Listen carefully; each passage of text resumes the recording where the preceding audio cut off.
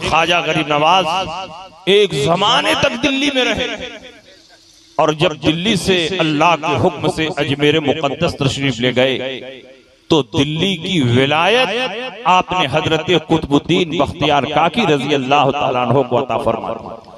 उस वक्त दिल्ली में सुल्तान शमसुद्दीन अल्तमश की हुकूमत कायम थी। सुल्तान शमसुद्दीन अल्तमश भी अपने दौर का मुत्तकी और परहेजगार और निहायत आदिल बादशाह था। जुल्म और जबर के खिलाफ एक लम्हे के लिए भी उसकी तलवार नियाम में नहीं रहती थी, बल्कि उसके दरबार में पहुंचने के लिए हमेशा दरबार का रास्ता खुला रहता था। कोई भी हिंदुस्तान का फरियादी सुल्तानुल हिंद ख्वाजा गरीब नवाज के महबूब और चहीते खलीफा हजरत कुतुबुद्दीन बख्तियार काकी के मुरीद सुल्तान शमसुद्दीन अल्तमश की बारगाह में पहुंचकर अपनी फरियाद पेश कर सकता था। मैं आपसे पूछना चाहता हूं कि अगर आज पीरों के कुछ मुरीद सेठ हो जाएं तो वो पीर बड़े फख्र के साथ कहता है कि मेरे मुरीदीन में फला फला करोड़पति हैं, लेकिन जिस पीर का मुरीद हिंदुस्तान का बादशाह हो उसकी अज़मत क्या आलम है। हजरत कुतुबुद्दीन बख्तियार काकी का मुरीद कोई और नहीं बल्कि दिल्ली के तख्त और ताज का मालिक हजरत सुल्तान शमसुद्दीन अल्तमश रहे। और जब कुतुबुद्दीन बख्तियार काकी की सवारी चलती थी तो पीछे पीछे सुल्तान शमसुद्दीन अल्तमश भी दरबारियों के साथ चलता था। और सुल्तान शमसुद्दीन अल्तमश जब अपने दरबार में बैठता था और लोगों की फरियादें सुनता था और फैसला करता था तो अहम मामलात और फैसलों में हजरत कुतुबुद्दीन बख्तियार काकी से मशवरा भी करता था, उनसे पूछता भी था कि हुजूर क्या फैसला किया जाए। कुछ दुनियादार किस्म के दरबारियों ने देखा कि एक फकीर को दरबार शाही में इतनी इज्जत मिल रही है, बादशाह सलामत अपने तख्त के बगल में तख्त बिछाकर कुतुबुद्दीन बख्तियार काकी को बिठाते हैं और अहम मामलात और मुकद्दमात में उनसे मशवरा करते हैं, उनसे पूछते हैं और उसके बाद फैसला सुनाते हैं। तो इन दुनियादार दरबारियों ने सोचा कि कोई ऐसा इल्जाम इस फकीर पर लगा दिया जाए कि ये बिल्कुल बदनाम हो जाएं और सुल्तान की नजर में गिर जाएं और सुल्तान शमसुद्दीन अल्तमश इनको अपने दरबार से निकालकर बाहर कर दे। सुल्तान शमसुद्दीन अल्तमश का दरबार लगा हुआ है, कुतुबुद्दीन बख्तियार काकी बैठे हुए हैं, आपके सर पर अमामा है, आपके जिस्म पर जुब्बा है और पूरी शान इस्तिग़ना और बेनियाजी के साथ हजरत कुतुबुद्दीन बख्तियार काकी बैठे हुए हैं। और इन दरबारियों ने एक औरत को बहुत ज्यादा रुपया पैसा देकर इस बात पर आमादा किया कि जब कुतुबुद्दीन बख्तियार काकी सुल्तान के बगल में बैठे हो तो तुम रोती बिलखती आओ और उन पर इल्जाम लगाओ कि इन्होंने हमारे साथ मुंह काला किया है और हमारे पेट में एक बच्चा पल रहा है, ये उन्हीं की ज़िना का नतीजा है। एक वक्त आता है सुल्तान शमसुद्दीन अल्तमश के बगल में कुतुबुद्दीन बख्तियार काकी बैठे हुए हैं। ख्वाजा गरीब नवाज ने अजमेर जाते वक्त कहा था कुतुबुद्दीन तुम दिल्ली में रहो और मुसलमानों के दीन और ईमान की हिफाजत करो, इस्लाम की तबलीग करो और जिस दिन कोई मुसीबत आए उस दिन मुझको पुकारना, मैं तुम्हारी मदद के लिए हाजिर हो जाऊंगा।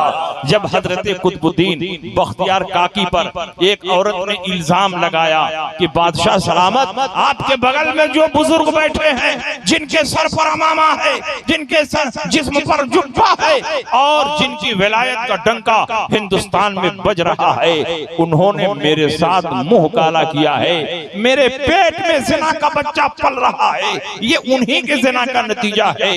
इतनी बात सुनने के बाद कुतुबुद्दीन बख्तियार काकी रज़ी अल्लाह ताला अन्हु फूट फूट कर रोने लगे और सुल्तान शमसुद्दीन अल्तमश ने इस बात पर कोई तवज्जो नहीं दी, बल्कि उसने सिर्फ ये कहा कि ये कैसी आवाज है जो मेरे कान में आ रही है। आज का मुरीद होता तो अपने पीर की बैयत तोड़ लेता, अपने पीर से दूर भाग जाता, अपने पीर की शान में गुस्ताखी कर लेता, लेकिन वो 850 साल पहले के मुरीद थे, वो पीर पर कामिल और मजबूत एतकाद रखते थे। उनका ईमान था कि सब कुछ हो सकता है, लेकिन मेरे पीरो मुर्शिद ज़िना नहीं कर सकते हैं, बदकारी नहीं कर सकते। अल्लाहु अकबर, अल्लाहु अकबर, या रसूल अल्लाह। जिंदाबाद जिंदाबाद जिंदाबाद जिंदाबाद। माशाअल्लाह माशाअल्लाह। हमारे पीरो मुर्शिद ज़िनाकारी नहीं कर सकते, बदकारी नहीं कर सकते, क्योंकि इन्होंने ही तो हमें तालीम दी है कि ज़िना से बचो, झूठ से बचो, चुगली से बचो, गीबत से बचो, कत्ले नफ्स से बचो। तो ये कैसे इसके खिलाफ कर सकते हैं?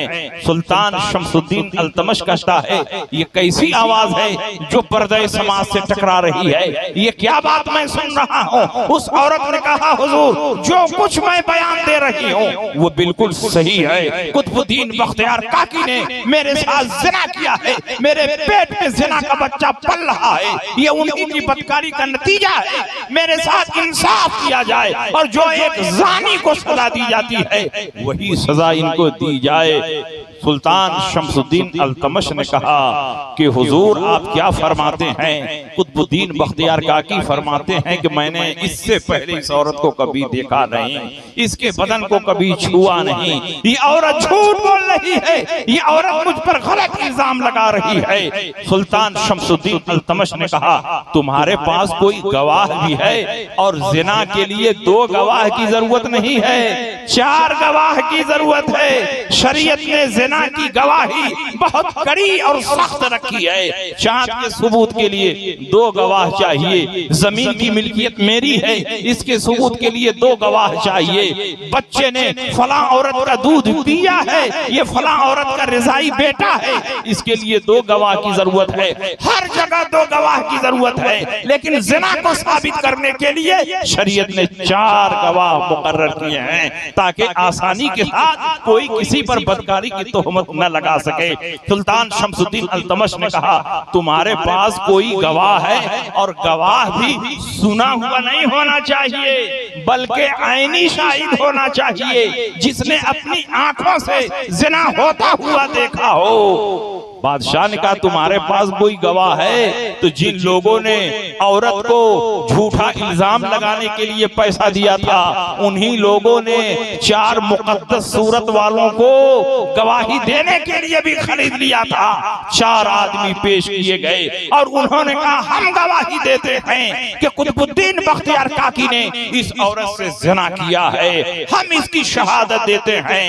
इतना सुनना था कि सुल्तान शमसुद्दीन अल्तमश हजरत कुतुबुद्दीन की तरफ मुतवज्जे हुए।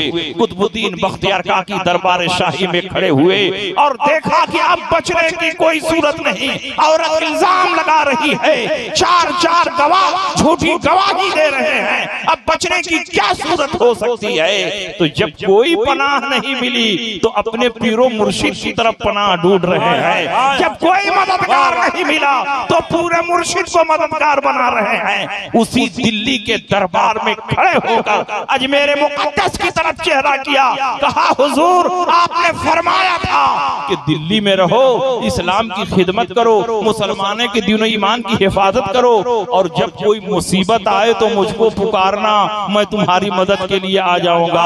हुजूर इससे बड़ी मुसीबत क्या हो सकती है कि आपके कुतुबुद्दीन पर जिना की झूठी तहमत लगा दी गई है और 4 झूठे गवाह भी गवाही देने के लिए खड़े हैं।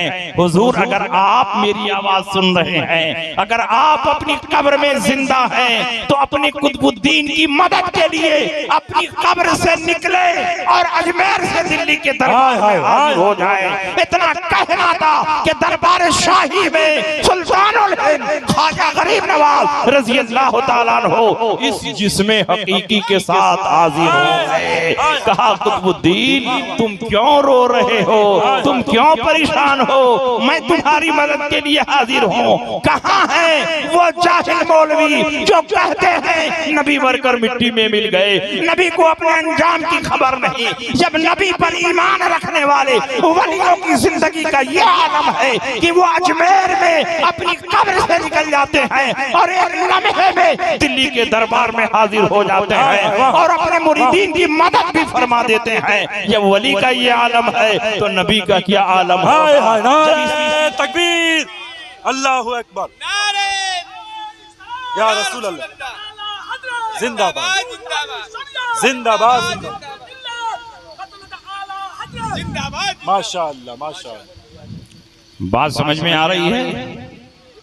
हजरत कुतुबुद्दीन बख्तियार काकी रज़ी अल्लाह ताला अन्हु फरमाते, हुजूर ये औरत जो सामने खड़ी है ये मुझ पर इल्जाम लगा रही है कि मैंने उसके साथ ज़िना किया है, जबकि सच्चाई ये है कि आज से पहले मैंने उसकी सूरत को कभी देखा नहीं, उसके जिस्म को कभी मैंने हाथ नहीं लगाया। ये चार झूठे गवाह ज़िना पर गवाही देने के लिए आमादा है और हमको लगता है कि इसके पीछे कोई बहुत बड़ी साजिश है। सुल्तानुल हिंद ख्वाजा गरीब नवाज रजी अल्लाह ताला अन्हु उस औरत से फरमाते हैं कि अल्लाह से डरो, झूठ बोलने वालों का अंजाम बहुत भयानक होता है। अल्लाह के अजाब से डरो, अल्लाह की पकड़ से डरो। तुम कुतुबुद्दीन बख्तियार काकी पर झूठा इल्जाम लगा रही हो।